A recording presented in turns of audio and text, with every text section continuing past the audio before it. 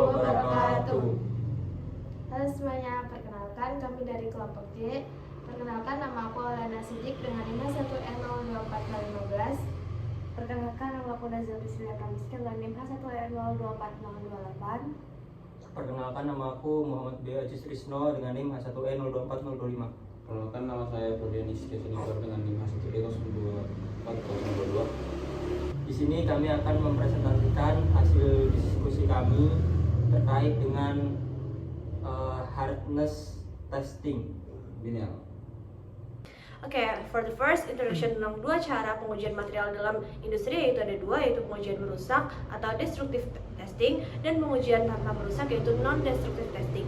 Untuk yang kita pelajari saat ini yaitu adalah destructive testing atau pengujian dengan cara merusak, merupakan alat uji pada material yang diuji dengan cara merusaknya.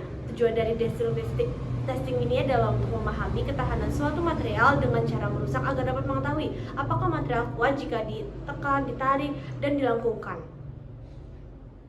Destructive testing sendiri dibagi menjadi dua, yaitu quantitative test dan qualitative test. Untuk quantitative test sendiri yaitu pengujian untuk mengukur sifat mekanik dari material seperti kekuatan dan kekerasan. Untuk qualitative test sendiri yaitu pengujian untuk verifikasi suatu sambungan las terdapat defek atau tidak. Yang selanjutnya yaitu tujuannya, yang pertama yaitu menilai ketahanan material, yang kedua yaitu standarisasi, yang ketiga yaitu menilai kualitas dan konsistensi, dan yang keempat yaitu pemilihan material yang tepat. Yang selanjutnya yaitu manfaat. Yang pertama yaitu memastikan bahwa material yang digunakan memenuhi spesifikasi yang diperlukan dan dapat mengurangi risiko kegagalan. Yang kedua yaitu memverifikasi proses produksi dan memastikan material yang digunakan sesuai dengan standar yang ditetapkan. Yang ketiga yaitu merancang komponen yang lebih efisien dan tahan lama. Dan yang keempat yaitu mengontrol kualitas dalam proses produksi. Selanjutnya ada prosedur testing Brinell hardness testing. Prosedur yang pertama, melakukan pengolesan terhadap permukaan material menggunakan mesin poles. Menggunakan kertas gosok sesuai dengan kehalusan yang diperlukan, serta memperhatikan keparalelan dari dua sisi material. Lalu yang kedua, memilih indentor karena ada indentor bola baja yang diameternya bervariasi. Ada yang 5 mm, ada 2,5 mm, dan juga 1 mm. Pada pengujian kali ini akan menggunakan injektor 2,5 mm. Bahan uji pertama adalah baja yang dengan konstansa 30. Maka menggunakan beban di sini 187,5 kg force. Yang ketiga, pasang indentor dan letakkan spesimen uji di atas ampil atau landasan. Yang keempat, posisikan indentor tegak lurus dengan permukaan benda yang akan diuji dan posisinya dikunci. Selanjutnya, menaikkan permukaan spesimen hingga mendekati permukaan dari indentor atau hampir menyentuh. Yang kelima, melepaskan tuas selama 15 detik dan hitung menggunakan stopwatch. Jika sudah 15 detik, tarik tuas ke posisi semula.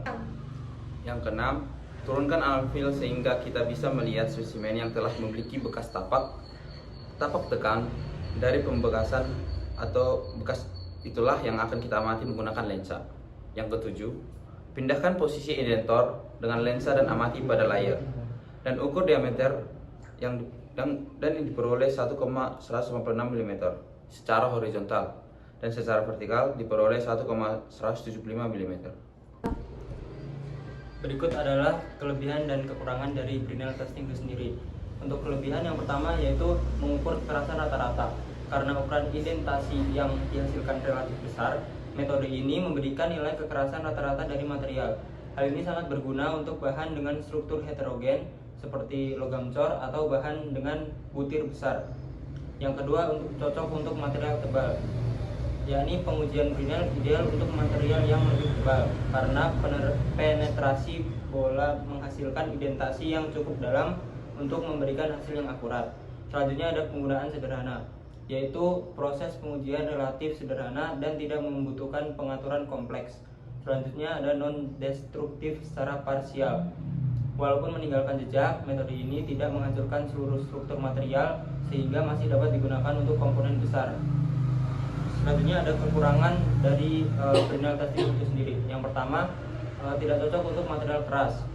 Pengujian ini kurang ideal untuk material yang sangat keras karena bola baja atau karbida dapat mengambil deformasi sehingga hasil pengujian menjadi tidak akurat.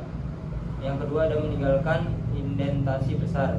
Karena menghasilkan jejak yang besar, metode ini tidak cocok untuk komponen yang permukaannya harus tetap mulus atau utuh. Selanjutnya yaitu sulit untuk bahan tipis. Tidak dapat digunakan pada material dengan berbahan yang tipis karena tekanan bola dapat menembus material sepenuhnya. Selanjutnya yaitu dipengaruhi oleh ketidaksempurnaan dari permukaan material. Permukaan material harus disiapkan dengan baik sebelum pengujian karena goresan atau ketidaksempurnaan dapat mempengaruhi hasil. Selanjutnya ada ukuran sampel harus cukup besar, yakni untuk mengakomodasi diameter indentasi tanpa menghasilkan pengaruh tepi, sehingga tidak cocok untuk benda kecil. Selanjutnya yang terakhir ada waktu pengujian relatif lama. Dibandingkan dengan metode seperti Rockwell atau Vickers, pengujian Brinell membutuhkan waktu lebih lama karena indentasi harus diukur secara manual menggunakan mikroskop atau alat optik.